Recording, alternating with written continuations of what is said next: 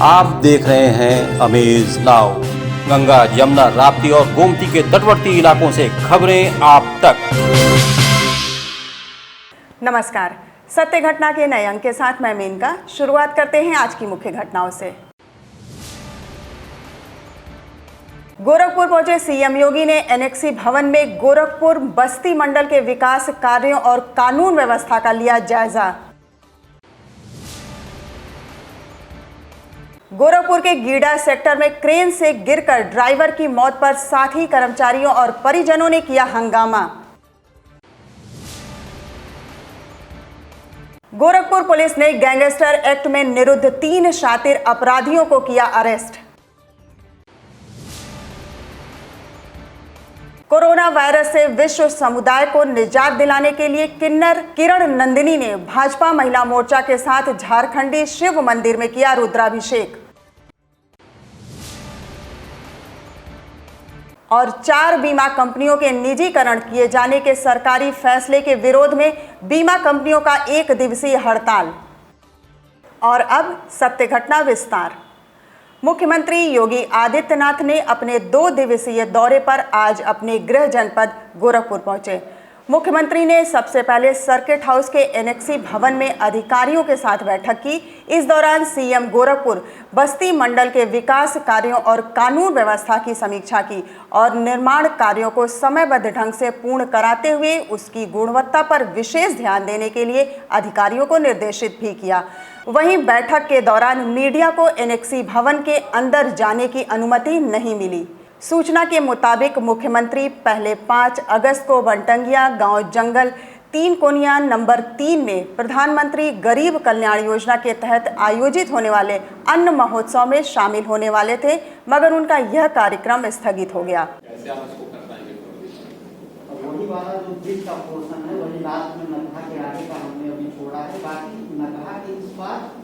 गोरखपुर के सेक्टर 23 में स्थित गैलेंट इस्पात फैक्ट्री में कार्यरत एक कर्मचारी की काम करते समय क्रेन से गिरकर मौत हो गई, जिसके बाद परिजनों ने फैक्ट्री प्रबंधन पर लापरवाही का आरोप लगाते हुए फैक्ट्री के गेट पर जमकर हंगामा किया। बताया जा रहा है कि मृतक जय हिंद यादव फैक्ट्री में क्रेन चलाता था। बुधवार को अचानक क्रेन से गिरकर जय हिंद की मौत हो गई, जिससे नाराज परिजनों ने हंगामा किया। परिजनों का आरोप है कि मजदूर के गिरने की जानकारी उन्हें समय पर नहीं दी गई। जानकारी मिलने पर मौके पर पहुंचे तहसीलदार और सहजनवा पुलिस ने दोनों पक्षों के लोगों में समझौता कराया, जिसके बाद परिजन माने। इस संबंध में एक मजदूर ने बताया कि घटना देर रात की है। देखिए सर, हम लोग काम कर रहे थे, अपने कंडीज भर रहे थे, वो एक बैग वहाँ से नीचे आए हैं। वो इलेक्ट्रीशियन वाला वही देखा तो हम लोगों को बोला यार जय हिंद गिर गया, तुम लोग नहीं देख पाए। तब तुरंत हम लोग वहाँ से कोई देखा नहीं, गिरते समय कोई नहीं देखा, कोई नहीं देखा। 2 बजे रात का समय था ना, गिरते समय कोई देखा नहीं। गोरखपुर जनपद की पुलिस ने गैंगस्टर एक्ट के फरार चल रहे 3 शातिर अपराधियों को तिवारीपुर थाना क्षेत्र के सूरजकुंड चौराहे के पास से गिरफ्तार करने में सफलता प्राप्त की है। पकड़े गए सभी 3 अपराधियों के खिलाफ तिवारीपुर थाने में कई आपराधिक मुकदमे भी पंजीकृत हैं। मिली जानकारी के मुताबिक तिवारीपुर थाने की पुलिस इनकी गिरफ्तारी के लिए पिछले कई दिनों से प्रयासरत थी। पकड़े गए अभियुक्तों की पहचान तिवारीपुर थाना क्षेत्र जफर कॉलोनी के रहने वाले सलीम अहमद, शाबाद अहमद और रियाज अहमद के रूप में हुई। पुलिस ने इन तीनों अपराधियों को सूरजकुंड चौराहे से उस वक्त गिरफ्तार किया जब यह जनपद छोड़कर कहीं भागने की फिराक में थे। यह सभी अपराधी संगठित होकर आर्थिक अपराध की घटना को भी अंजाम देते थे, जिसके तहत इन पर तिवारीपुर थाने में गैंगस्टर की कार्रवाई की गई थी।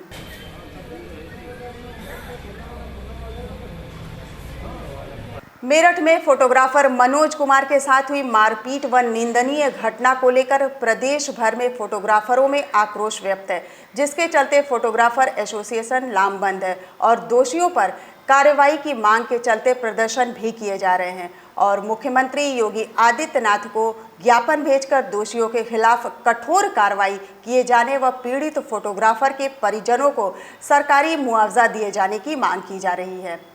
उसी क्रम में गोरखपुर जनपद में भी फोटोग्राफर एसोसिएशन के पदाधिकारियों ने पीड़ित फोटोग्राफर मनोज कुमार को न्याय दिलाने की मांग को लेकर महानगर के यूनाइटेड कंपाउंड से लेकर जिला अधिकारी कार्यालय तक पैदल मार्च निकालकर अपना रोष व्यक्त करते हुए मुख्यमंत्री को संबोधित ज्ञापन जिला अधिकारी को सौंपकर न्याय की मांग किया। इस अवसर पर आकाश निगम, अमरजीत गुप्ता, महेश श्रीवास्तव, आदर्श श्रीवास्तव, संजय त्यागी सहित सैकड़ों फोटोग्राफर मौजूद रहे। फोटोग्राफर एसोसिएशन के अध्यक्ष अनुराग मझवार ने मीडिया से बात करते हुए बताया कि पीड़ित फोटोग्राफर को न्याय दिलाने के लिए हम आर पार की लड़ाई लड़ेंगे। आज हम सब फोटोग्राफर मेरठ में एक घटना फोटोग्राफर के साथ हो गई। फोटोग्राफर गया था किसी पार्टी के वहाँ फ़ोटो छटवाने और वहाँ से पैसा लेके लौट रहा था। रास्ते में उसी परिवार के लोगों ने उसको पकड़ा और मारा, उसके साथ कुकर्म किया, उसके गुप्तांग में यहाँ तक कि गन्ना डालने का भी काम किया।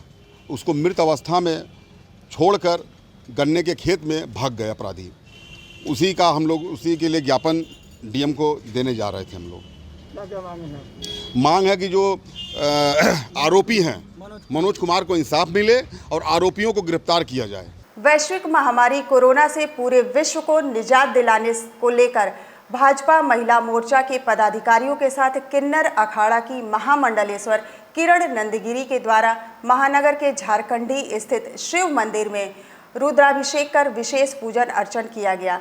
इस दौरान भगवान भोलेनाथ से प्रार्थना की गई सबको इस महामारी से निजात दिलाए और जिनके अपने इस महामारी की वजह से काल की गाल में समा गए हैं उन सभी के परिजनों को भगवान भोलेनाथ अपनी कृपा बरसाएं और उन सभी लोगों को स्वस्थ और सुरक्षित रखें।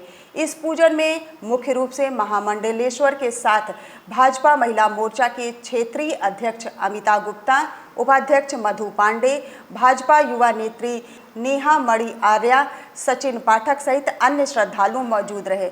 मीडिया से बात करते हुए महामंडलेश्वर किरण नंदगिरी ने बताया कि अभी कोरोना महामारी के संभावित तीसरी लहर से सभी आम जनमानस, हमारे देश के हर व्यक्ति सुरक्षित रहें, उसी को लेकर आज झारखंडी मंदिर में भगवान भोलेनाथ का रुद्राभिषेक और पूजन अर्चन के बाद प्रसाद वितरण का कार्यक्रम किया गया। बाबा भोलेनाथ से नंदी महाराज से हमने ये कहा कि आज जो इतनी कोरोना काल, ये जो लॉकडाउन ये सब हो रही है, हर इंसान इससे पीड़ित हो चुका है और मैं बाबा भोलेनाथ से और महाकाल से यही कहना चाहती हूँ और यही कह के भी उठी हूँ मंदिर से पूजन करके, रुद्राभिषेक करके। उनसे ये मैंने कहा कि जो तीसरी लहर, जो चौथा लहर है, ये ना आए बाबा भोलेनाथ, वहीं से वहीं तक आप उनको सीमित रखिए। नंदी महाराज के भी कान में हमने डाला क्योंकि उनकी वाहन वो ही हैं, उनको जाके संदेशा दें। और मैंने अपने दिल से यही पुकार है हमारे जजमान के लिए, हमारे दाता के लिए, हमारा जितनी आपके भरोसे पे, आपके दरबार पे आके बाबा भोलेनाथ सब भक्त पूजा करते हैं, उनका कल्याण कर, जगत कल्याण के लिए आपके पास सब आते हैं और खुद आप जगत कल्याणी हैं। मैं उनके आभारी हूँ। जय श्री महाकाल, हर हर महादेव, हर हर गंगे। सरकार ने सार्वजनिक क्षेत्र की 4 साधारण बीमा कंपनियों के निजीकरण का फैसला लिया है, जिसके विरोध में इन बीमा कंपनियों के कर्मचारी आज 1 दिवसीय देशव्यापी हड़ताल पर हैं। ये कंपनियां बीमा प्रीमियम संग्रह में नंबर 1 स्थान पर हैं। उसी क्रम में गोरखपुर जनपद के बैंक रोड स्थित नेशनल इंश्योरेंस मंडल कार्यालय के बाहर सार्वजनिक साधारण बीमा की 4 कंपनियां the Oriental Insurance Company Limited, the New Insurance Company Limited, National Insurance Company Limited और United India Insurance Company Limited के अधिकारी और कर्मचारियों ने भी सरकार की नीतियों के खिलाफ जोरदार प्रदर्शन करते हुए अपने कामकाज को ठप रखा। जो सरकार का बीमा विरोधी, जो जनसाधारण बीमा को हम लोग लाभ देते हैं, उसके जो विरोधी नीतियां हैं, उसके ज्वाइंट फोरम में विरोध करने के लिए हम सब लोग यहाँ एकत्र हुए हैं। और जिस तरह से कल सरकार ने संसद में बीमा विधेयक जो पारित कराया, बिना किसी बहस के 5 मिनट में इतने बड़े महत्वपूर्ण विषय को जिस जल्दबाजी में सरकार इसको कर रही है और जिस तरह से ये लागू कर रही है, हम लोग उसके विरोध में यहाँ पर एकत्र हुए हैं। हम लोग ये चाहते हैं कि जिन तथ्यों पर इस बीमा विधेयक को सदन में रखा गया, उन तथ्यों को सरकार ने वेरीफाई नहीं किया है, वो गलत तथ्य हैं जो कि सामने किए गए हैं। सामने वहाँ रखे गए सदन के पटल में, हम इसका विरोध करते हैं। सरकार ने संसद के अंदर बिना चर्चा कराए हुए सरकारी बीमा क्षेत्र को निजी क्षेत्र में सौंपे जाने का एक विधेयक जो पास किया है, जिबना एक्ट, उसका विरोध करते हैं और सरकार से यह मांग करते हैं कि अविलंब इस काले विधेयक को, इस काले कानून को वापस ले। भारत स्वाभिमान पतंजलि योग पीठ द्वारा जड़ी बूटी दिवस के रूप में आयोजित कार्यक्रम के तहत पतंजलि परिवार गोरखपुर द्वारा औषधीय पौधे वनस्पति का परिचय एवं निशुल्क वितरण कार्यक्रम का आयोजन इंदिरा बाल विहार पार्क के परिसर में किया गया। कार्यक्रम में बतौर मुख्य अतिथि नगर महापौर सीताराम जायसवाल ने मौजूद लोगों में निशुल्क औषधि पौधों का वितरण कर उन्हें पौधों के संबंध में जानकारी भी दी। कार्यक्रम का संचालन भारत स्वाभिमान पतंजलि योग पीठ गोरखपुर के जिला प्रभारी एडवोकेट हरिनारायण दुबे ने किया। इस दौरान ब्रिजेश कुमार त्रिपाठी, पार्षद आलोक सिंह बिसेन सहित बड़ी संख्या में पतंजलि परिवार से जुड़े हुए लोग मौजूद रहे। हमारी सरकार जब से आई है, आयुष का बढ़ावा देने के लिए योग के साथ साथ जड़ी बूटी वाले पौधों को जो हमारे लिए उपयोगी है, तो उसका संरक्षण और संवर्धन किया जा रहा है।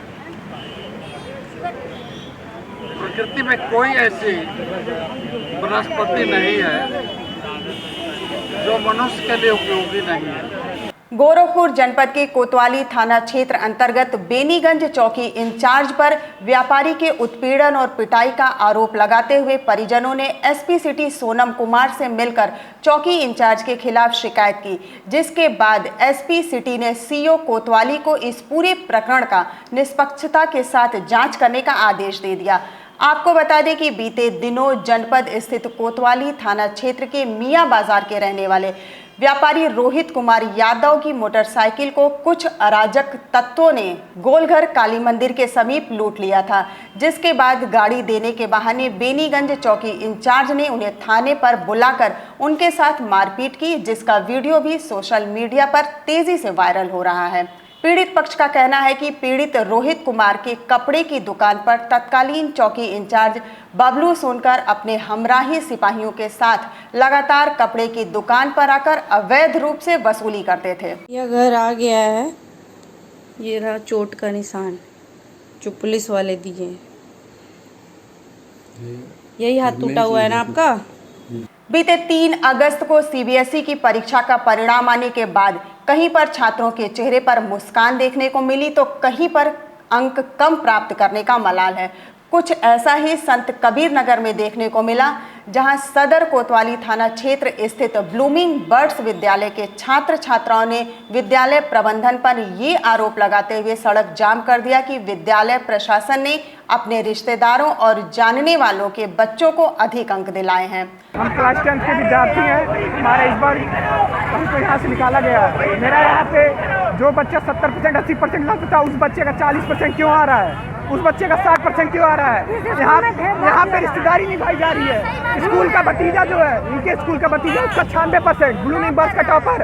हम लोग क्या यहाँ खास कर रहे हैं। मैं मोनिका कुमारी ब्लूमिंग बर्ड्स अकेडमी की छात्रा हूँ। इस स्कूल में जातिवाद चल रहा है, यहाँ ब्राह्मणों को पास किया जा रहा है और SC ST को कम नंबर दे के उनको फेल किया जा रहा है। हमें अपनी मांग पूरी करवानी है, हमें पूरा नंबर चाहिए। हमें प्री बोर्ड में अच्छे नंबर मिले हैं, लेकिन हमें एनुअल एग्जाम में क्यों फेल किया गया है। तो वहीं बलिया जनपद के सेंट थॉमस स्कूल के छात्र छात्राओं ने कम अंक मिलने के विरोध में जिला अधिकारी कार्यालय पहुंचकर जमकर प्रदर्शन किया। प्रदर्शन कर रहे छात्रों का कहना है कि हमें छमाही एग्जाम में मिले नंबर से भी आधे नंबर मिले हैं। इससे तो अच्छा यही रहता कि सरकार परीक्षा कराई ही नहीं होती। हम लोग का मतलब 10 का रिजल्ट आया है, क्योंकि ऐसा लग रहा है कि सिर्फ हम लोग को पास किया, और अगर हमारे मतलब पास का रिजल्ट देखा जाए तो उसमें हम लोग स्कोर बहुत ही अच्छा है। मतलब हम लोग एवरेज ही बच्चे हैं, लेकिन हम लोग का रिजल्ट आया है वो बहुत ही कम आया है। मेरा जो रिजल्ट बना है वहाँ पेयरली से काफ़ी अलग है। जहाँ बच्चे 94% लाते थे अब 50 आधा कर दिया गया, 50% से पास किया गया और इसे पास किया गया है, तो इससे बाला टाली गई है। इसके अलावा और कुछ हुआ नहीं है। सारे बच्चे बहुत परेशान है अपने फ्यूचर को लेके। आजमगढ़ जनपद की यातायात पुलिस ने इस समय 3 दिन का विशेष अभियान चला रही है। इस अभियान के तहत प्रदूषण फैला रहे वाहनों, मॉडिफाइड साइलेंसर का इस्तेमाल करने वाले और प्रेशर हॉर्न वाले वाहन स्वामियों के वाहन के खिलाफ चेकिंग अभियान चलाकर पकड़ा जा रहा है। उसी क्रम में जनपद के नरौली चौराहे पर एसपी ट्रैफिक सुधीर कुमार जायसवाल के नेतृत्व में अभियान शुरू किया गया, जिसमें आधा दर्जन वाहनों का चालान किया गया। एसपी ट्रैफिक का कहना है कि प्रदूषण फैलाने वाले वाहनों में मॉडिफाइड साइलेंसर लगाकर चलाने वाले वाहन स्वामियों के खिलाफ 3 दिन विशेष अभियान चलाया जा रहा है, जिसमें अब तक कुल 7 वाहनों का चालान किया गया है और कुछ वाहनों को सीज भी किया गया है। यह अभियान अभी 2 दिन और चलेगा। आज जो है पूरे यूपी के साथ हमारे आजमगढ़ जनपद में भी जो नॉइज़ पोल्यूशन कर रहे हैं, 2 पहिया 4 पहिया मॉडिफाइड साइलेंसर लगा रखा है या प्रेशर हॉर्न है, इनके खिलाफ विशेष अभियान चलाया जा रहा है। इसी क्रम में गाड़ियों को रोककर चेक किया जा रहा है। जो नॉइज़ पोल्यूशन फैला रहे हैं, साइलेंसर उनका मॉडिफाइड है, प्रेशर हॉर्न है, उनके खिलाफ चालान की कार्रवाई की जा रही है और सीज किए जा रहे हैं। आज के अंक में बस इतना ही। तेज, सटीक और ताज़ी घटनाओं को जानने के लिए जुड़े रहिए अमेज नाउ के फेसबुक पेज, यूट्यूब चैनल और वेब पोर्टल से। अगले अंक में आपसे फिर होगी मुलाकात। तब तक के लिए नमस्कार।